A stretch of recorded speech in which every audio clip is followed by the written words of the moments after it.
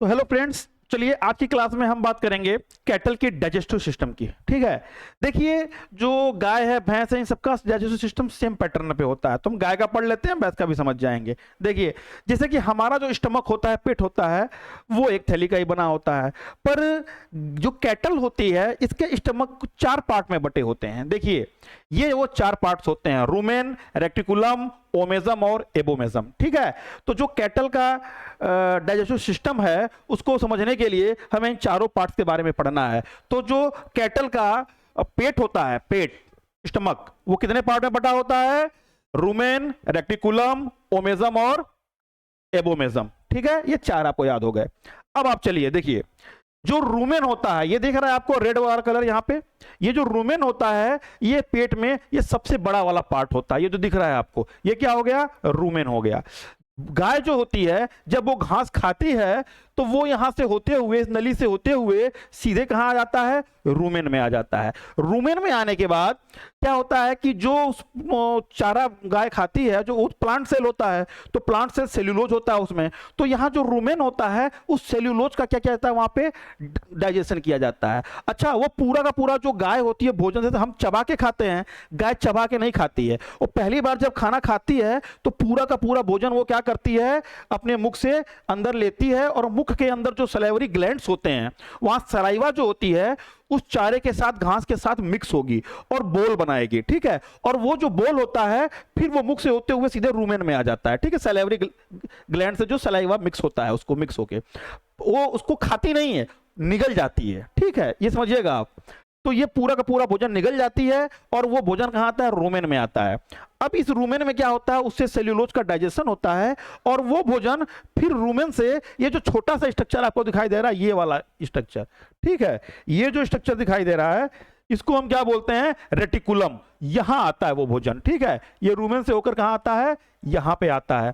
और यहां आने के बाद ये हनी कॉम्ब स्ट्रक्चर की हो, जैसे मधुमक्खी का छत्ता होता है, इस प्रकार से बनी हुई स्ट्रक्चर होती है ये रेटिकुलम की। ये सेकेंड पार्ट होता है आपका रेटिकुलम। तो रेटिकुलम में जब ये भोजन रूमेन से आता है, सेलुलोज का डाइजेशन होने के बाद, तो यहां पर जो भी उसमें कंकड़, पत्थर या ऐसी चीजें होती हैं, उसको यहां पर रोक लिया जाता है। ठीक है, रेटिकुलम में। और बाकी जो भोजन होता है, उसको फिर से यहां से फिर से भेज दिया जाता है मुंह में। और मुंह में फिर यहां पर क्या होता है? आपने देखा होगा, जब गाय खाना खा लेती है, तो जब उसको आराम करने के लिए बांध देते हैं, तो वो क्या करती है? जुगाली करती है, ऐसे ऐसे करती रहती है। देखा होगा आपने, वो ऐसे ही नहीं, उसका मुंह खाली नहीं होता है। रेटिकुलम से वो खाना फिर उसके मुंह में जाता है, जहां उसे वो छोटे छोटे टुकड़ों में काटती है, और फिर वो भोजन वापस आता है। कहां वापस आता है? आपका ओमेजम में। थर्ड पार्ट क्या होता है आपका? ओमेजम। ओमेजम में वापस आता है। और इस ओमेजम में क्या होता है बेटा? ये आपका क्या हुआ? ओमेजम। अब ओमेजम में क्या होता है कि जो भी इसके अंदर मॉइस्चर होता है, पानी की मात्रा होती है, उसको एब्जॉर्ब कर लिया जाता है। कहां? ओमेजम में। और जो सूखा हुआ भोजन होता है, उसे फिर भेजा जाता है एबोमेजम में। ये चौथा पार्ट होता है एबोमेजम। ये है आपका एबोमेजम। तो भोजन कहां आया? सबसे पहले पशु क्या किया? घास को निगला। वो कहां आया? पूरा का पूरा खाना रूमेन में। रूमेन में सेल्यूलोज का डाइजेशन हुआ। रूमेन से कहां गया? रेटिकुलम में। रेटिकुलम में कंकड़ पत्थर, बड़े बड़े पार्ट को रोक लिया गया, और बाकी चारे को क्या किया गया? मुंह में वापस भेज दिया गया। वहां उसको कट करके छोटे छोटे टुकड़ों में बांट के फिर वो कहां आया? क्या? ओमेजम में। ओमेजम में उसमें जो मॉइस्चर था, उसको क्या किया गया? एब्जॉर्ब कर लिया गया। अब वहां से सूखा भोजन भेजा गया एबोमेजम में, लास्ट वाले पार्ट में। और ये जो एबोमेजम का पार्ट होता है, इसी को ट्रू डाइजेस्टिव सिस्टम कहा जाता है, क्योंकि जो भोजन का डाइजेशन होता है, वो बाकी पार्ट में नहीं होता है। कहां होता है? एबोमेजम में। ठीक है, तो यही ट्रू डाइजेस्टिव सिस्टम हो गई कैटल की।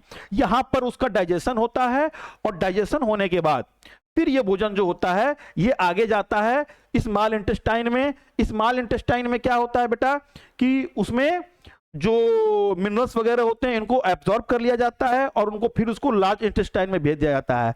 लार्ज इंटेस्टाइन में फिर क्या होता है कि जो भी थोड़ा मोड़ा मॉइस्चर बचा रह जाता है, उनको एब्जॉर्ब किया जाता है, और उसके बाद वो डाइजेस्ट हुआ भोजन फिर एनस से बाहर, यहां पे गोबर बनाना भूल गया मैं, यहां गोबर रख दे तो समझ जाते कि यहां से घास खा रही है, यहां से गोबर निकल रहा है, मतलब डाइजेस्ट हो गया।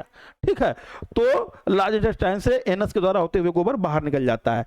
इसको अच्छी तरीके से आप यहां से समझ सकते हैं। देखिए यहां पे ये घास खा रही है, ये एरो बना हुआ है ग्रीन कलर का, ये घास सीधे गया, यहाँ सलाइवा मिक्स हुआ, और ये देखिए आ रहा है सीधे कहाँ आया, रूमेन में आया। ठीक है, अब रूमेन में आने के बाद यहाँ तमाम प्रकार के क्या होते हैं, बैक्टीरिया वगैरह होते हैं। ये क्या करते हैं, सेल्यूलोज का डाइजेशन वगैरह करते हैं। यहाँ से फिर वो भोजन कहाँ जाता है, देखिए यहाँ पे, ये देखिए एरो ग्रीन वाला आ रहा है, फिर रेटिकुलम में। ठीक है, रेटिकुलम में आ गया, यहाँ बड़े बड़े कंकड़ पत्थर को रोक लिया जाता है और बाकी पूरे पार्ट्स को, चारे को, कहाँ देखो रेड कलर से फिर जा रहा है वापस, ये फिर वापस चला गया मुंह में। यहाँ उसको छोटे छोटे पार्ट में कट किया जाता है जिससे वो डाइजेशन के लायक बन जाए, और फिर उनको वापस, देखो ये वापस आ रहा है और कहाँ गया, ये ओमेजम में गया। ओमेजम में क्या होता है, यहाँ जो मॉइस्चर वगैरह होते हैं, पानी की मात्रा होती है, उन्हें एब्जॉर्ब कर लिया जाता है और सूखा चारा फिर यहाँ ब्लैक कलर में आ गया। ये कहाँ आ गया, एबोमेजम में। एबोमेजम से फिर ये कहाँ चला गया, स्मॉल इंटेस्टाइन में, और स्मॉल इंटेस्टाइन से फिर कहाँ जाएगा, लार्ज इंटेस्टाइन में, और फिर एनस से होकर यहाँ पे गोबर के रूप में बाहर आ जाएगा। तो इस प्रकार ये पूरी डाइजेस्टिव सिस्टम है। आई होप सबको समझ में आ गया होगा।